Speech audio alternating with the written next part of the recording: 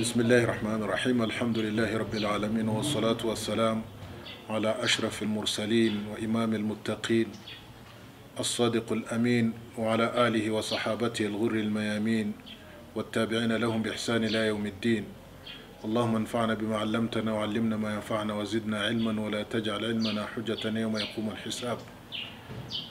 ishimwe n'ikuzo n'ibya Allah subhanahu wa ta'ala, amahoro n'umugisha bisakare kumwiza mu ntumwa zose n'abahanuzi, umuyobozi w'abagandukiramana kugera ku munsi w'imperuka, umunyakuri w'umwizerwa, umukunzi wacu n'umugabo wacu Muhammad, nayo mahoro asakare ku bantu be n'abasanyanyendo beza bitanze batizigamye bagakorera idini n'ababakurikirana zakomeza kubakurikira mu kugira neza kujya ku munsi w'imperuka.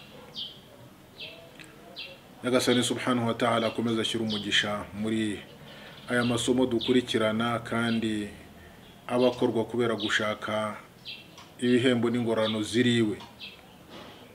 Amasomo twaganiriye ku buryo burambuye mu by'ukuri ku byisa by'abantu kwereza Imana subhanahu wa ta'ala amasengesho no kuyisenga yonyine nta kindi bangikanyijwe, tugaragaza ibyiza byabyo, tugaragaza n'igihamya ibyo ko ari ryo hame rikomeye Imana yategetse abantu.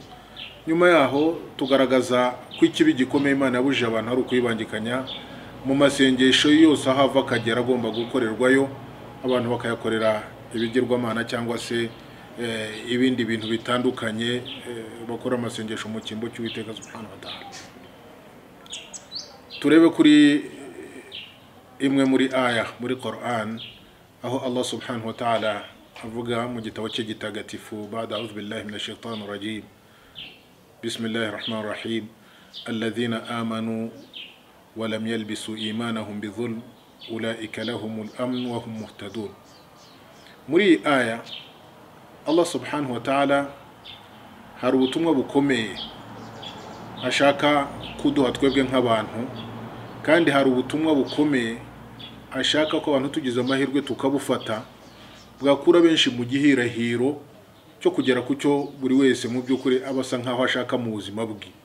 Nta muntu n'umwe mu byo dukora ko bukeye nuko bwije uretse ko bashaka umutekano we n'umutekano mube n'umutekano mu kazi ke n'umutekano mu cyubahiro cye n'umutekano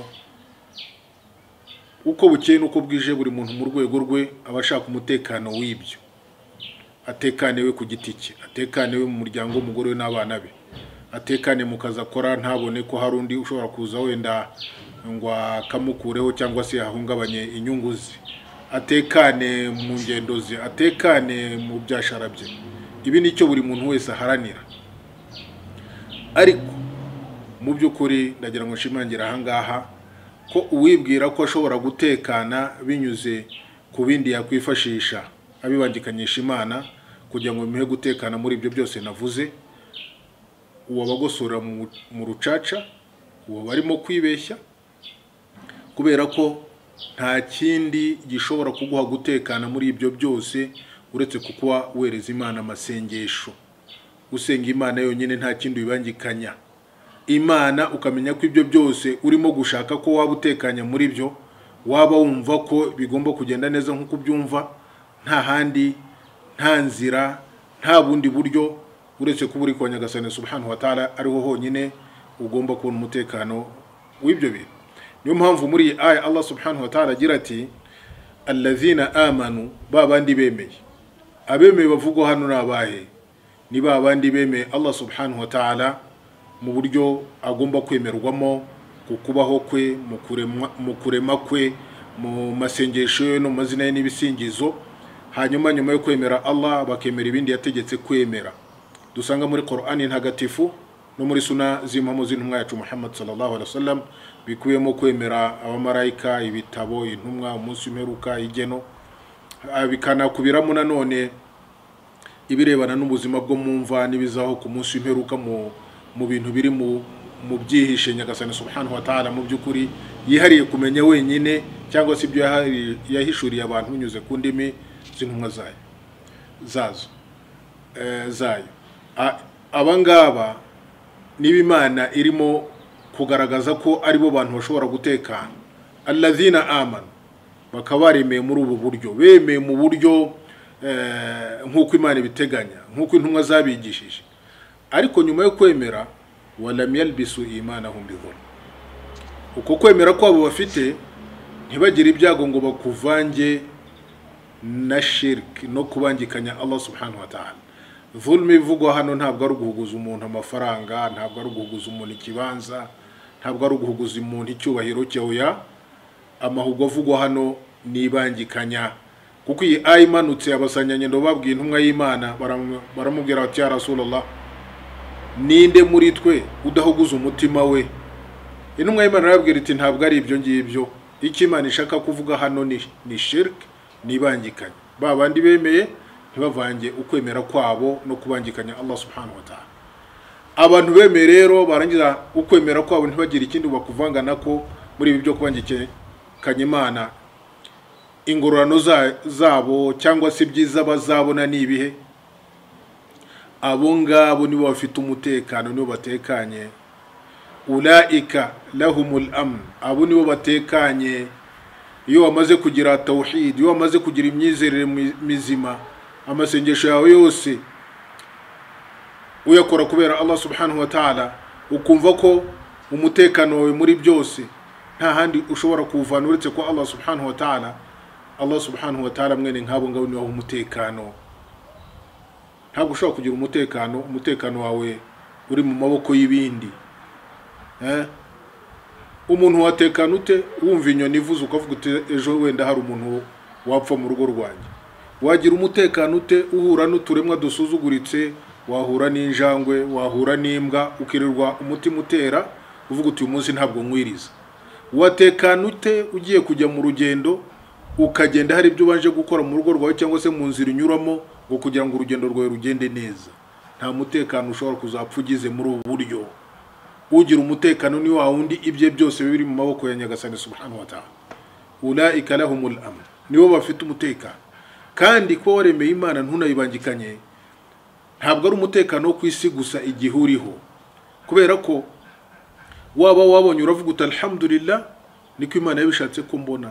Kandi waba wabuze ukavuga uti alhamdulillah, niko Imana yabishatse ko mbura. Ntabwo bishyira ku kintu cyangwa se ku muntu cyangwa se kuki. Ni umutekano ukomeza, ni umutekano urakomeza mpaka ukazaguherekeza no mu nda y'isi.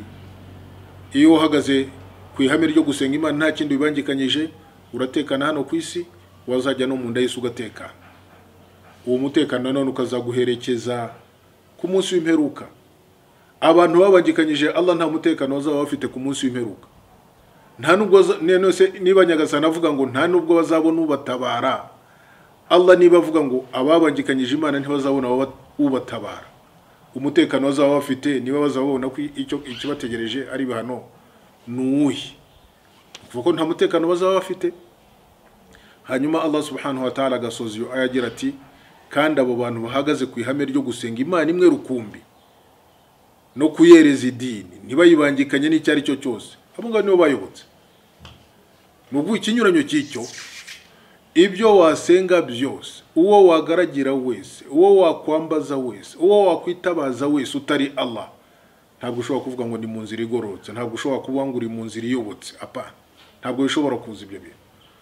Allah subhanahu wa ta'ala aravuga ati, abangaragiranya byo ntibambangikanye, abo nibo batekanye, ni nabo bari mu nzira y'ubuyoboke kandi mu nzira igororotse. Twabonye rero shirki, ibice bigize shirki mu buryo burambuye ubushize. Ni aya yarije ikwereka ko iyi shirki kubangikanya ari kimwe mu bintu byakwima amahoro. Ariko twari twavuze tuti tuzagaragaza n'ingero runaka wenda y'abantu bavuga ibyo kubangikanya hari udashobora kubyumva ku buryo bwihuse, ati mbese shirki mu masengesho bigenda bite, mbese shirki mu gusaba bigenda bite, mbese shirki ziboneka mu mashusho agiye ameze ate. Turagerageza mu ncamake kugaragaza amashusho ushobora gukoramo ibintu runaka ukabuguye mwibangikanya, waba ubizi cyangwa se utabizi. Nyagasani adushoboze ajya turinda imyitwarire nk'ingiyi. Icyambere umuntu ushobora gukora ni byinshi, tuzagenda tubibona, ariko hari nk'igikorwa abantu bakunda gukora mu buzima bwabo bwa buri munsi cyo kubaga. nko kubaga. Tugifate ubundi kubaga ni isengesho kimwe n'andi masengesho yose ugomba gukora kubera Nyagasani subhanahu wa ta'ala. Ariko abantu bafite ingeso yo kubaga kubera ibindi bitari Imana. Ushobora kubaga kubera ishitani, ushobora kubaga kubera umukurambere, nta utabizi. Abantu babaga kubera amashitani. Abandi bakagenda bagafata n'amatungo bakayabaga bakayataba mu marimbi. Abandi bakagenda ibintu byo kubaga biza mu mashusho menshi. Ubwo rero wakabaze kubera Imana, ku Imana iravuga iti fasalli li rabbika wanhar, ujubaga ujusari kubera Nyagasani wawe, kugira ngo wishimirwe Nyagasani wawe, nunabaga ubaje kubera we. Itungo ribaje ni igitambo, ni aqiqa se, ni itungo ryo kugira ngo ufashe abakene, ariko kubaga kugira ngo abazimu biwanyu bariye, ibingibi ubangikanyije Allah subhanahu wa ta'ala ukora iki kintu. Nanone bisobanuka neza muri hadith y'intumwa y'Imana Muhammad sallallahu alaihi wasallam yimpamo yaturutse kwa Ali ibn Abi Talib, ni mwene se wabo.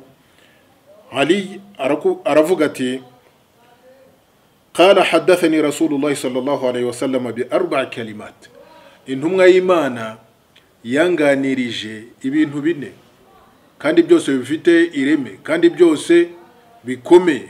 Ibyo bintu bine ni ibihe?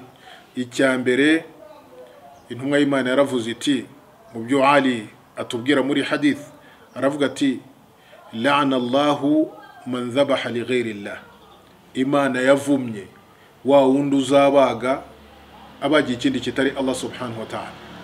Nuko ni shirki ibingibi. Wakagombye kubaga kubera Imana nk'uko Imana ibitegeka, ariko wowe uhisemo kubaga kubera abazimu, kubera shitani, kubera imigambi runaka ya shitani, akaba ari hubaga. Uburi ikivume rero. Iyi hadith irasobanutse. Kuba ikivume bisobanuye ngo uri kure n'impuhwe za Nyagasani subhanahu wa ta'ala, kubera ko wamaze kuziyambura ubwawe. Wakagombye gukora iryo sengesho uri korera Nyagasani, ariko guhitamo kuri koreye ikindi, ibyo bikugira ikivume. Icya kabiri, intumwa y'Imana yavuze ibwira Ali ibn Abi Talib, yaramubwiye ati la'ana Allahu man la'ana walidayhi, Imana yavumye nanone umuntu uvuma ababyeyi be cyangwa se utuka ababyeyi be. Abasanyengendo baramubaza kuri ijambo bati ni gute umuntu ashobora kuvuma umubyeyi we cyangwa se akamutuka cyangwa se ibintu nk'ibyo ngibyo.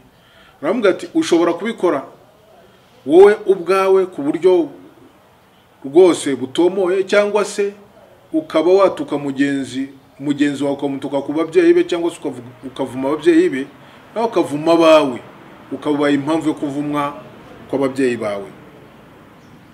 Nanone intumwa y'Imana ikomeza imubwira iti wala'ana Allahu man awa muhdithan, nanone intumwa y'Imana yavumye umuntu no kuvuga ngo uhishira akabika umuntu ukandagira imbago z'Imana, ariko igikomeye hano umuntu ugenda uzana mu idini ibintu intumwa y'Imana itigeze twigisha, ibintu by'ibihimbano, ibintu nk'ibyo ngibyo. No kuvuga ngo iyo umuntu ari umuntu ushaka gukandagira imbago z'Imana, yabona naho amategeko y'Imana agomba kubahirizwa, uwo yagombaga kubahirizwaho akamukingira ikibaba kubera icyari cyo kuri we, cyangwa se kubera izindi nyungu zibahuje, cyangwa se yabona nk'abantu bagenda bashaka gutobanga imigenzo y'intumwa y'Imana, uyu nguyu ukamukingira ikibaba, uburi ikivume. Hanyuma icyanyuma, la'ana Allahu man ghayyara manara al-ard, Imana yavumye umuntu uhindura ibimenyetso by'intuza by'ubutaka, imbago z'ubutaka.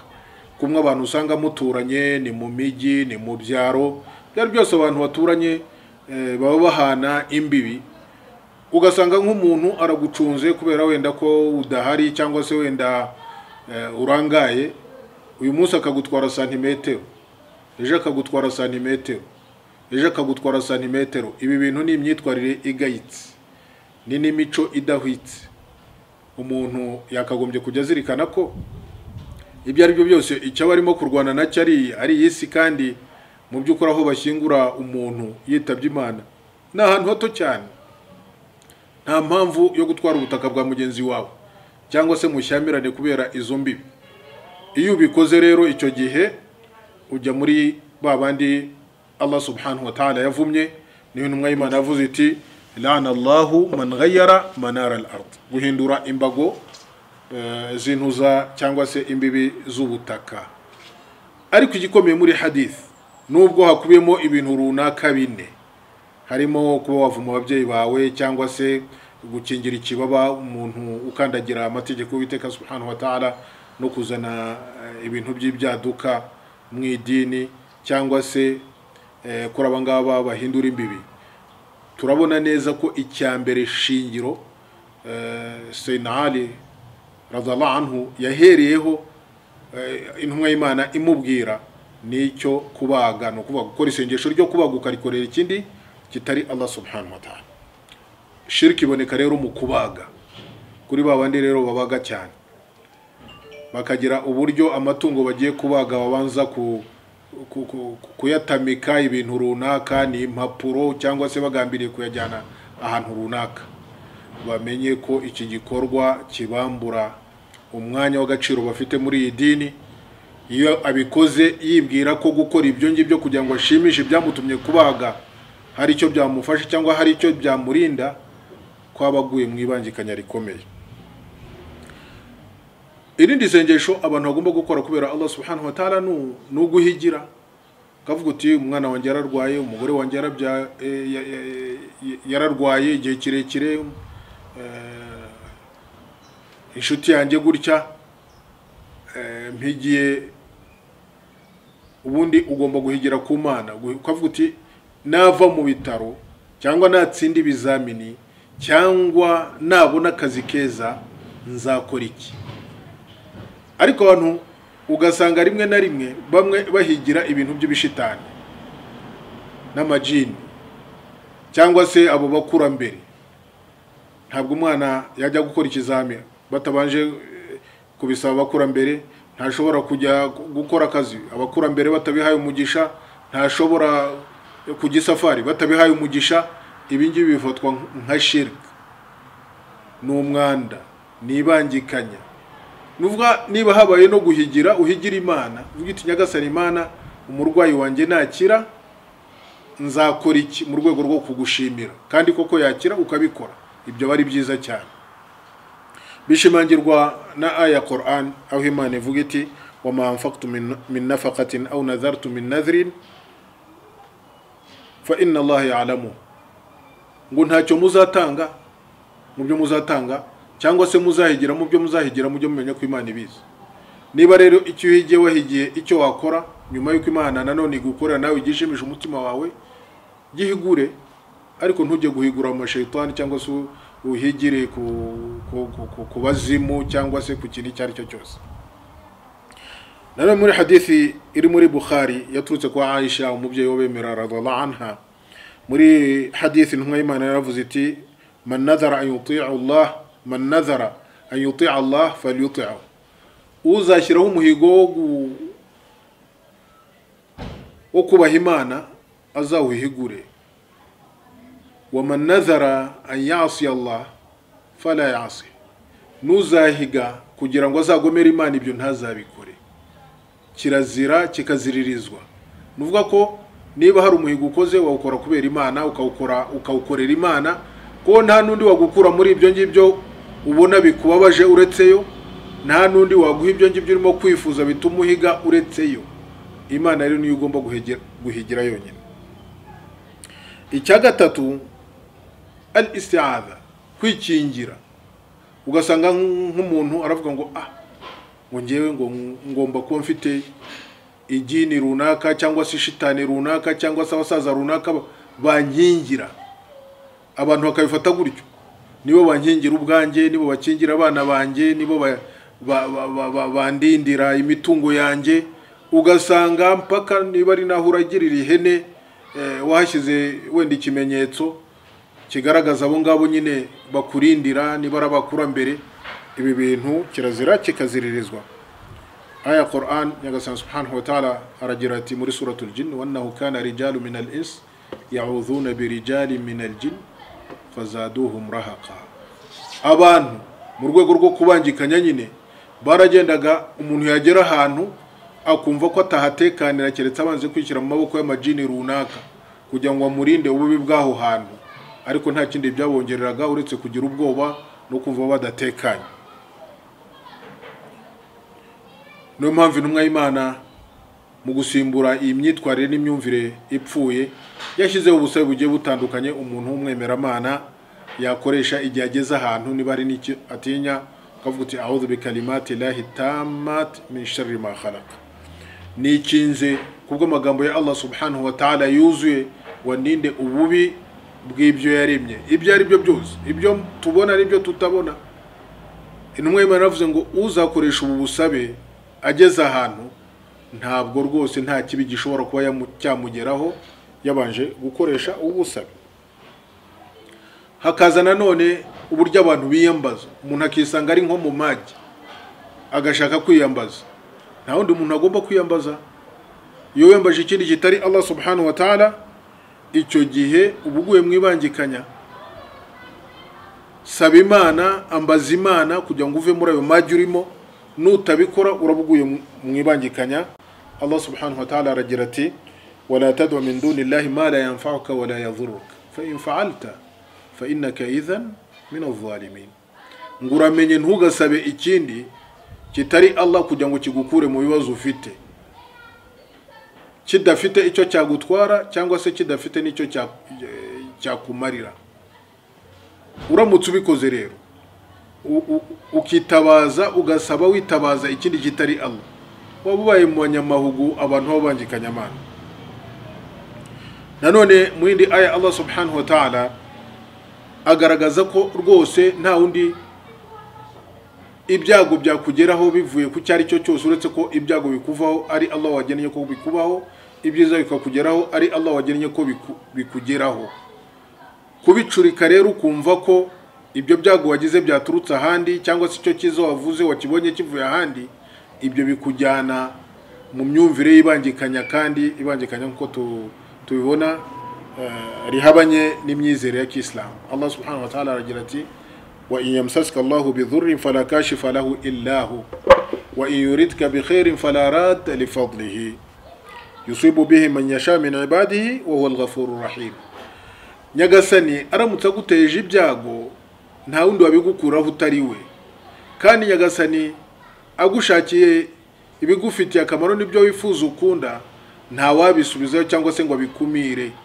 Ibyo byose Nyagasani abiha uwo ashaka, ni ingabire ze, kandi niwe nyirimbabazi nyirimpuhwe. Ni ukuvuga ibintu byo kwitabaza ikindi kitari Allah ukabikora uzi ko ibyo bintu hari icyo byagukuriraho mu bibi urimo gutinya cyangwa se bikakuzanira ibyiza urimo kwifuza, kigiye ubuguye mwibangikanya kandi rikomeye. Abasanyanyendo bigeze guhura n'ikigeragezo cy'umuntu w'indyarya, baragenda bajya ku ntumwa y'Imana Muhammad sallallahu alaihi wasallam, baramubwira ati tuje kugira ngo tukwiyambaze ya Rasulullah, Imana idukize uyu muntu w'indyarya utumereye nabi. Intumwa y'Imana ibabwira ijambo ryakabaye urugero no kugeza ku munsi umeruka abantu bafatiraho kumva ko ibiremwa aho biva bikagera nta bushobozi bifite kuko hari icyo byamarira bigenzi byabyo. Niyo mpamvu intumwa y'Imana yababwiye iti innahu la yustaghathu bi, mu by'ukuri ntabwo ari nge wambazwa cyangwa se witabazwa kugira ngo nkureho ibibazo, wa inna ma yustaghathu billah, ahubwo Allah subhanahu wa ta'ala niwe wambazwa. Nuko rero kuri babandi bambaza bashaka kugira ngo bave mu kaga, bashaka kugira ngo bave mu bakomereye, inzira abantu bafite nukwambaza Nyagasani subhanahu wa ta'ala, tumusaba kugira ngo adukure mu kaga tubona ari akaga kadukomereye, cyangwa se aduhe ibyiza byo tubona imiryango yabyo ifunze. Dusabe Allah subhanahu wa ta'ala rero aturinde ibangikanya, aturinde n'ibi bice bigaragaramo ibangikanya nkuko tuzagenda tubibona. Hadha wa sallallahu sallam wa baraka ala Muhammad wa ala alihi wa sahbihi sallam walhamdulillahi rabbil alamin. Wassalamu alaykum wa rahmatullahi wa barakatuh.